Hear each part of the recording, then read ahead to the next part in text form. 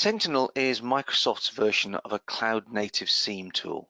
A SIEM tool is looking at security information, events that are happening across your complete environment, and then taking some action against them.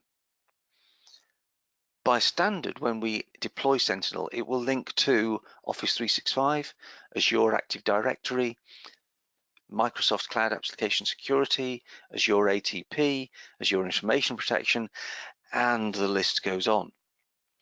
But it's not just Microsoft tools that this is going to be looking at.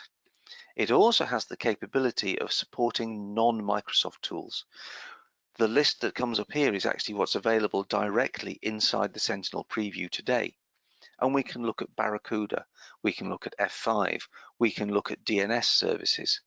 So we're not limiting ourselves just to the Microsoft environment. We can also set the system up to import from syslogs. So any machines or systems you've got out there which are capable of providing a syslog for what's going on, whether that be switches, routers, Linux boxes, Unix boxes, or something else, the SIEM system will be able to accept those and report back on what it's doing. The reporting back is a very, very friendly and easy to use dashboard to start off with. It does get more detailed as you go into it, but as a first view, it's actually a very, very nice thing. You can see from this that when I took these screenshots from our live Sentinel instance, we had 78,000 events over the past 24 hours. To me, that seems like a lot of events, given that there aren't actually that many of us within ThirdSpace. But actually, this has gone down from 94,000, 95,000 the day before. And we can see the types of events that we're looking at, whether they're Azure diagnostics, activity inside Office 365, and so on.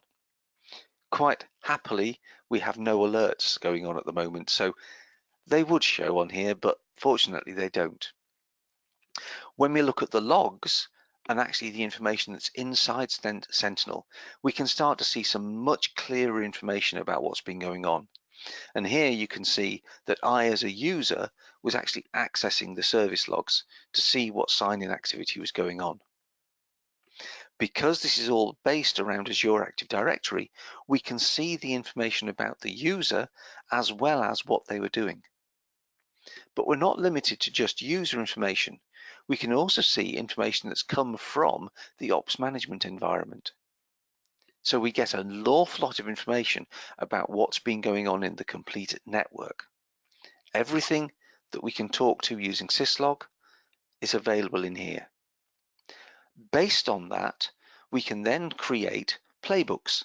And those playbooks are based around the logic apps inside Azure AD. So we can create a playbook that, for example, in this case, when an Azure Security Center alert is triggered, will send an email. In this case, it would actually go to our service desk and send a message to the SAP system to advise it that a specific event has happened. These logic apps can actually be as complicated or as simple as you need. And because the Sentinel system also includes a degree of machine learning or artificial intelligence, it actually would be able to process a lot of this information and give you advice rather than waiting for you to completely configure it. You can enable Sentinel today in your environment. It does need a workspace, somewhere where you can actually store the data. But users, people who are going to be accessing the dashboards, need reader access not to the workspace, but to the resource group level.